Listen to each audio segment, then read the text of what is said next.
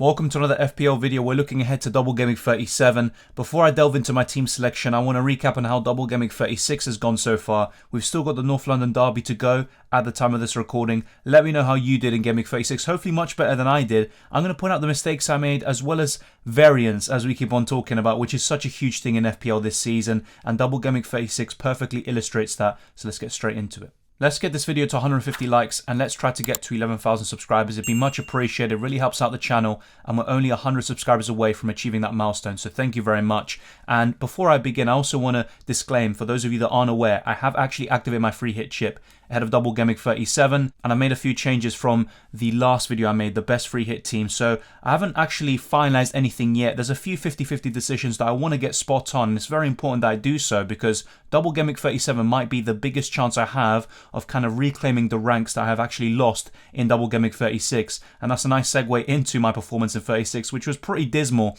Ramsdale conceded a pretty stupid goal against Leeds. I mean, that's the first time Arsenal have conceded directly from a corner this season. And it was a very, very avoidable goal. And Arsenal made things difficult for themselves after going 2-0 up against 10-man Leeds. They still sat back a little bit. I think 2-0 is a dangerous scoreline, especially when you're up against 10 men, because you kind of take your foot off the gas, you kind of relax a little bit, and that's the worst thing you can do, especially against a team that are fighting for their lives as Leeds are. And that second game against Tottenham, even if Arsenal might win that game, I just don't really see a clean sheet there for the Gunners. Looking at the defence, a bit better. I actually got Joao Cancelo in for Reece James, so not much of a difference between the two actually. So thankfully Joao Cancelo got an assist and managed to pip him just a little bit more, but I also took a hit to make those moves possible. But the other move was Laporte in for Doherty, so that was a huge kind of gain there. But Laporte also came off with an injury, so let's wait and see if he's available against West Ham. It doesn't really affect me because I was never going to get Laporte into my own team, but Man City are decimated at the back. You know, you've got Stones, Diaz and Walker out for the rest of the season.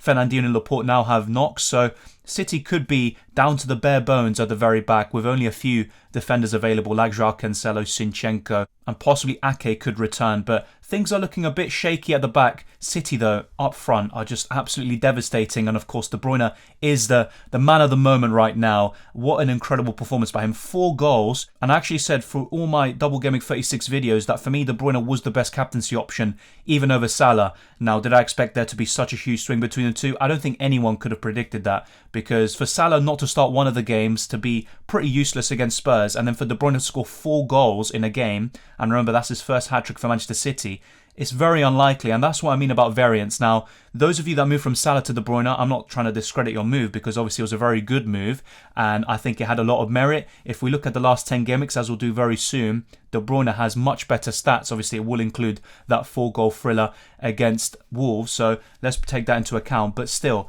I just think the huge difference between the two is variance, and I do think that Salah, despite his kind of lack of form since coming back from the African Cup of Nations, you would still expect more from him, and he's been very disappointing. And I think there's definitely an argument right now, although it might be too late, to actually sell him for Kevin De Bruyne and for Heung-min Son, because we always thought about, should we have one of Salah and then is Son or De Bruyne? Well, actually right now the question is having Son and De Bruyne and getting rid of Salah, it seems like. But of course, Salah could still go crazy against Southampton. They're the lowest for expected goals conceded over the last 6 game weeks and also for the entire calendar year. So it's going to be still difficult to sell Salah or not have him on the free hit, and he could definitely damage those who do sell him in the end, and I could be one of them on the free hit. So that's something I need to take into account. I'll also show you what I have planned for Gameweek 38 because I am potentially looking at a -4 hit, which does involve selling Salah, but there's always a risk with selling the Egyptian. So obviously take that with a pinch of salt. But ultimately, Kevin De Bruyne right now, he's in absolutely incredible form, not just in the Premier League, but also in the Champions League.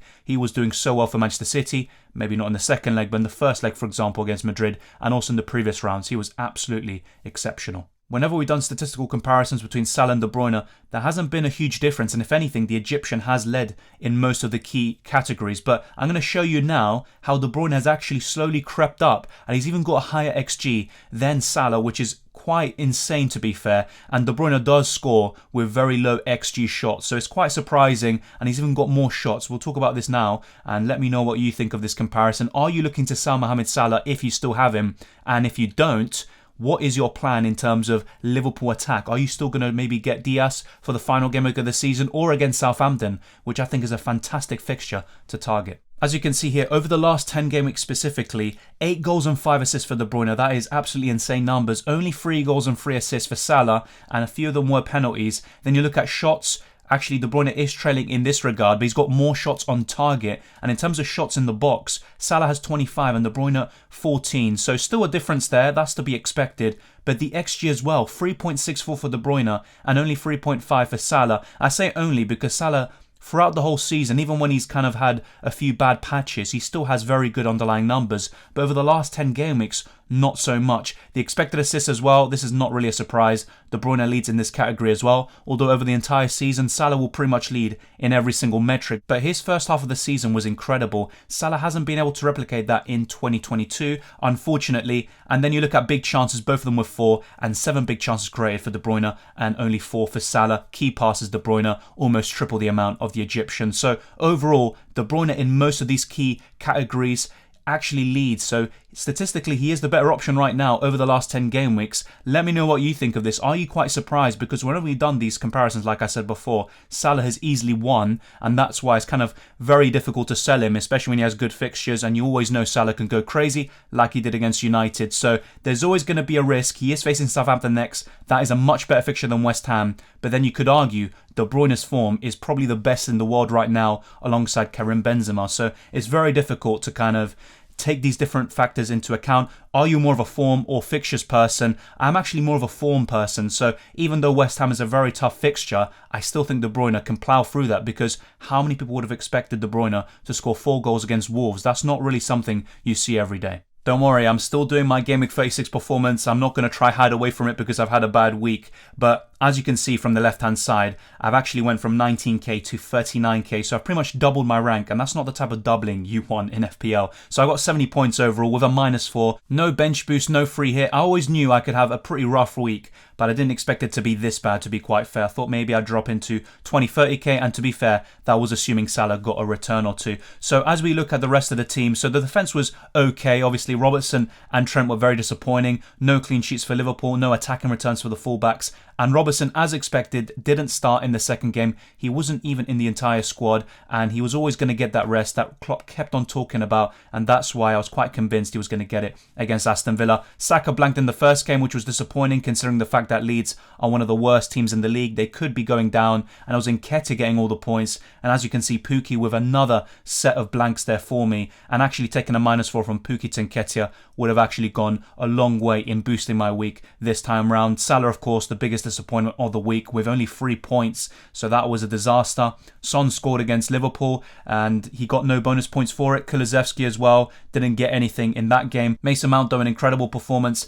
I'll be honest, I'm not just saying this because I got rid of Reece James and I got Mason Mount. You know, he won man of the match. I think Mason Mount was the best player in that game. I don't really get the bonus point system sometimes, and there's actually been worse examples in FPL this week. That's just one example that I know because obviously I have Mason Mount in my own team. He still got 2 bonus points. You can't really complain about that. He got 1 goal, 1 assist, an incredible performance against Leeds. And I was actually quite expecting it, you know. So maybe it was a blessing in disguise that he was benched against Wolves, fully rested for Leeds, and he went absolutely crazy. He's so explosive, Mason Mount. So very happy with him. And that's pretty much it. My bench, there's not really much to comment on. Jose Sarr blanked, of course, conceding 5 to Man City, 2 to Chelsea. Bruyne blanked once again. Cher, Dobbin, they're not really, you know, that important. They're just bench fodder options. And Fabian Cher, I got 1 clean sheet out of him in a double game week, so whoopee-doo. So that's pretty much it for double game week 36. We're now going to look ahead to 37 and my free hit team selection. Hopefully it's much better than that, but of course, as you can see, I still have plenty of players left in double game week 36. The 2 Arsenal in Ramsdale and Saka, and Son and Kulusevski. If they even get me 20 plus points, you know, between those 4, that's not too bad, and maybe I can claw up the rank a little bit more, go around to 35k, maybe 30k, but let's wait and see. I'm not really expecting too much. A lot of managers will have the same players available to them, and maybe even more like Harry Kane, so I'm not going to expect too much. Let's move ahead to 37, and hopefully it's a much better game week. Pickford remains in goal from my last draft. I'll also show you at the very end my actual original draft from the other video I showed you, just to show you the comparisons and the differences between the two. So Pickford is still in goal. That hasn't changed. Like I said already, Martinez is the only goalkeeper that I would heavily consider over Pickford, but then you would also prefer having Aston Villa defenders over the Everton ones. Now, I've actually gone for Mykolenko and Mati Cash, so I got rid of Luka Dean, and that might be final. I'm still not too sure because despite Luka Dean's trolling in recent seasons for me, I still think he could be a great option this week.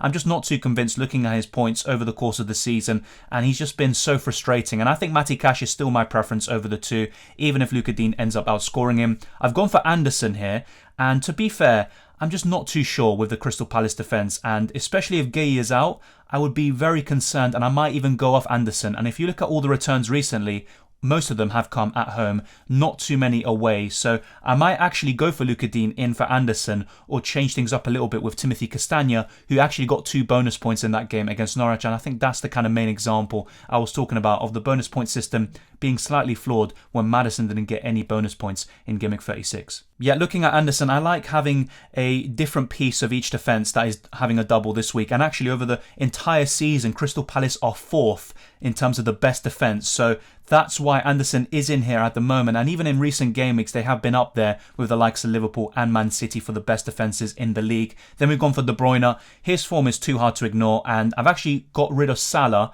Now, that could be a huge mistake. He's facing Southampton. I already talked about how poor Southampton are. You don't even need to look at the stats, which I mentioned earlier. The expected goals conceded, which is the worst of any team this year and in the last 6 game weeks. But also, just looking at Southampton, they're so easy to break down. And the only clean sheet I remember recently is, funnily enough, against Arsenal. So that's the Robin Hood, really, of the Premier League sometimes. You've got James Maddison in here. And I've always said my main concern with him is the minutes and his fitness. The same goes for Jamie Vardy. But seeing both of them get 90 minutes against Norwich and also contributing, Maddison had a fantastic game overall. Vardy got 2 goals. I'm very happy with them, and a lot of people will be put off, even though they're facing Watford. They do have Chelsea in the second game, but that game against Watford is enough for me to go for a double up. Now, I wouldn't go overboard with Leicester and go for a triple up in their attack and say they're must-haves, because they are not. I think you could go without both of them and maybe just go for one, and that's enough, but ultimately you don't need both of them. I think I'm trying to go for some more upside picks and chase rank, and I really like Jamie Vardy, and whenever he's fully fit, I just know he can get goals, especially against teams as poor as Watford, although most of Vardy and Maddison's returns against Watford, because they have good records against the Hornets, tend to come at home. So that's something else you need to consider if you like to look at the past records of certain players against certain clubs. Heung-min Son for me is quite nailed on. I think from the single game week options, he is the most nailed on. At home to Burnley, he scored that incredible solo goal a few years ago. He's got a fantastic home record this season, and he's the most informed player in the Premier League, arguably, alongside the likes of Trossard, who you can see is second on my bench. Now, I might change things up a little bit. I said already in my previous video, you don't need to have the likes of Robertson and Cancelo on your bench. It's quite futile. But right now, I just don't want to lose that 0.1 million in value in Robertson, because I might end up starting him. So that's why he's still in my team.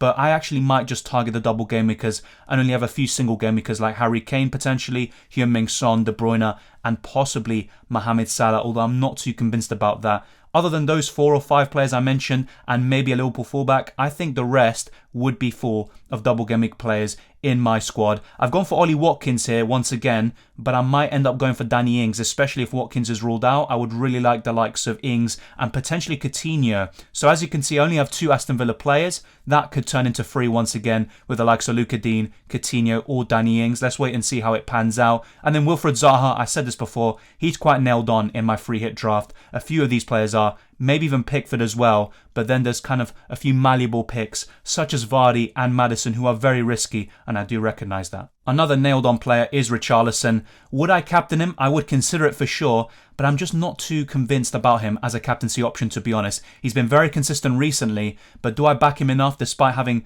arguably the second best set of fixtures in Game Week 37? Maybe not, and that's the kind of doubt I have in my mind. I would actually rather captain Vardy if I was convinced he gets 90 minutes against Watford. What do I think is going to happen with the Leicester assets against Watford? I think the likes of Vardy and Maddison will get 70 minutes, maybe get taken off slightly early, especially if they have a lead, but it's very hard to tell, and they might still play against Chelsea once again, but there's also the possibility of one of those Leicester assets not starting against Chelsea, which isn't the end of the world, but ultimately you want double game week players to start both games. So there's a lot of concerns with the free hit and with this team in particular, but I might go a bit bolder and get the likes of Vardy and Maddison. I don't want to play it safe and be template and just go for the same old boring players. In my first draft, maybe it was a bit safer, but at the same time, you have to think about the overall sphere of the FPL player base. Not everyone's going to be playing the free hit, and even those that are, not everyone's on YouTube or on Twitter and will be playing the same team as you. But this is quite exciting. I like the likes of Vardy, but then again, you look at my original team, I had the likes of Harry Kane. So it kind of goes both ways. I really like Harry Kane for this game week, but Jimmy Vardy in a double, especially with Watford as one of those games, is very tempting. I'm just not so sure if I'll go as far to captain him. The same goes for Richarlison, and maybe the best thing to do is to captain a solid single game week option who's very consistent like Heung-min Son. Let me know what you think of the captaincy this week and of this draft. Let me show you what I had a few days ago for those of you that didn't watch the video, or maybe as a recap, just so you can get a good idea and compare the two drafts respectively. But I'd be very interested to see your thoughts. The main differences was having Harry Kane instead of the likes of Jamie Vardy in here, and also the midfield. I had one less midfielder and I had two budget ones in Gordon and Brownhill, and that enabled me to go for Robertson, Luka Dean, Cash and Anderson. So really the main differences are Robertson in the starting 11, having Mohamed Salah and also Harry Kane. Those are the big differences there. Let me know which draft you prefer. I'll be honest, I am preferring my current draft a little bit more, and that's why it's my current draft, but things can change very quickly. And I might end up making even more changes before the deadline, so nothing is finalised just yet, but this team selection is providing you an insight into my thoughts and what I'm looking to do and how to bounce back from such a disappointing game week 36. At least for me personally, I've seen a lot of you having some great scores and some fantastic captaincies, so fair play, especially those of you at De Bruyne. A great choice, and hopefully he can do the business for you again. And even though he's facing West Ham, I still think he could do very well and even outscore the likes of Salah. But once again, form versus fixtures, variance, 50-50 decisions. Which way is it going to go? It's going to be very interesting to see. But thank you very much for watching. If you enjoyed this video, smash the like button and subscribe if you're new. All the best of luck for the last game of Double Gameweek 36, that North London derby. That should be a feisty encounter. And also, all the best of luck for Double Gameweek 37 and Matchday 13 of UCL Fantasy. You can follow me on Twitter and Instagram, DylanRCM, and also become a Patreon or channel member. The link is in the description below with a list of all the perks. It'd be much appreciated if you supported us. Thank you to everyone who's doing so already. And that's it. Let's see what other twists and turns are left in store for us in the relegation battle, in the top 4 race and the title race, as well as our FPL teams. It'll be very interesting to see. And I'll see you next time.